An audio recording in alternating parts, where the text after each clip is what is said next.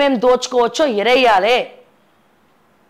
మన బట్టిగారి భార్య లేకపోతే వాళ్ళ కొడుకు వాళ్ళు ప్లాన్ చేసుకుంటున్నారు దేంట్లో ఇన్వెస్ట్మెంట్లు పెట్టాలి, వచ్చిన పైసలన్నీ దేంట్లో ఇది చేసుకోవాలని చెప్పి. రామకృష్ణారావు ఉన్నాడు, ఆయన మన సక్కరైనోడా? రామకృష్ణారావు తీయండి, ఆస్తులు మొత్తం బయటికి తీయండి. రామకృష్ణారావు గారిది ఫైనాన్స్ డిపార్ట్మెంటు. ఆ ప్రభుత్వానికి చేదోడు వాదోడుగా ఉన్నటువంటి రామకృష్ణారావు ఈ ప్రభుత్వానికి కూడా చేదోడు వాదోడుగా ఉన్నాడు. అట్లా చేదోడు వాదోడు ఉన్నాడు కాబట్టే ఫైనాన్స్లో ఉన్నటువంటి రామకృష్ణారావుని ఇప్పుడు కాబోయే చీఫ్ సెక్రటరీగా చేయబోతున్నారు. అంటే ఇన్ని రోజులు బిల్స్లనే దోచుక తిన్నటువంటి కమిషన్లు మాట్లాడుకున్నటువంటి వీళ్ళు ఇప్పుడు ఒక్కసారిగా చీఫ్ సెక్రటరీ అయితే గవర్నమెంట్ని అడ్రస్ చేస్తే ఏమవుతుంది? అన్ని శాఖలలో వేలు పెట్టి కమిషన్లు తీసుకొని దోచుక తింటాడు. ఎవరి రామకృష్ణారావు? ఎందుకు ఈయనకిస్తున్నారు? ఈయన గతంలో గదే డిపార్ట్మెంట్, ఇప్పుడు అక్కడే ప్రిన్సిపల్ సెక్రటరీ. మొత్తం బిల్స్ ఇక సార్ బట్టి గారు ఫోన్ చేసిరా, అయిపోయిందా, ఇగో ఇంత, నువ్వు ఇంత తీసుకో, నాకు ఇంతింతై వటుడింతై అన్నట్టు వీళ్ళు ఆస్తులు విపరీతంగా పెంచుకుంటూ పోతా ఉన్నారు. ఈ మాట చెప్తున్న బరాబర్ కేసు పెట్టుకో, అరెస్ట్ చేసుకో, ఏమన్నా చేసుకో, ఎవరికి ఫరక్ పడదు. Point number.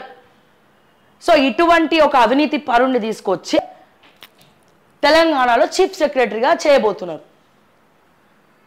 మంచి వాళ్ళు ఉన్నారు. ఈ అవినీతిల మధ్యలో మనం నక్షత్రాలాగా వెలిగే వాళ్ళని మనం సెలెక్ట్ చేసుకోవట్లే. ఎందుకని? వీళ్ళకి అవినీతి కావాలి.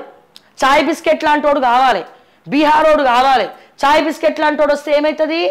వీళ్ళకు కూడా 4 రాళ్ళు వస్తాయి. దోచుకునేటోళ్ళు ఉంటేనే వీళ్ళకు కూడా ఆమియాలు పోతాయి, అమీబాలు పోతాయి. లేదనుకో, దోచుకునేటోడు లేడనుకో, వాడు నీతిపరుడు అనుకో, వీడు తినడు, వాళ్ళని తిననియరు, వీళ్ళు తినరు, వాళ్ళని కూడా తిననియరు.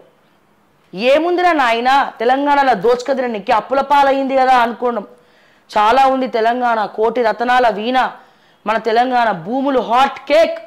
సో అందుకే కదా నవీన్ మిట్టల్ లాంటి వాడిని పెట్టి వీళ్ళు దొరికిన కాడికి దోచుకుంటున్నారు. వక్ఫ్ బోర్డుని అడ్డు పెట్టుకొని రాజకీయ నాయకులు సమానంగా పంచుకుంటున్నారు. అసలు వీళ్ళు దోచుకోనికే తెలంగాణను తెచ్చుకున్నట్టు అన్నంత భయమవుతుంది కదా. మా నియామకాలు చూసినట్టయితే సిండికేటు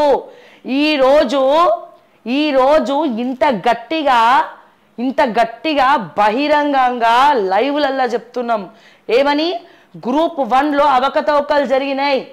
ర్యాంకింగ్ మార్కులు ఒకటే సెంటర్లలో అందరికీ సేమ్ మార్కులు వచ్చినాయి. అట్లా సేమ్ మార్కులు వచ్చిన వాళ్ళకే ర్యాంకులు వచ్చినాయి. వీళ్ళు నిర్దాక్షిణ్యంగా ఉద్యోగాలు అమ్ముకున్నారు, రిక్రూట్మెంట్స్ అమ్ముకున్నారు, ర్యాంకులు అమ్ముకున్నారు.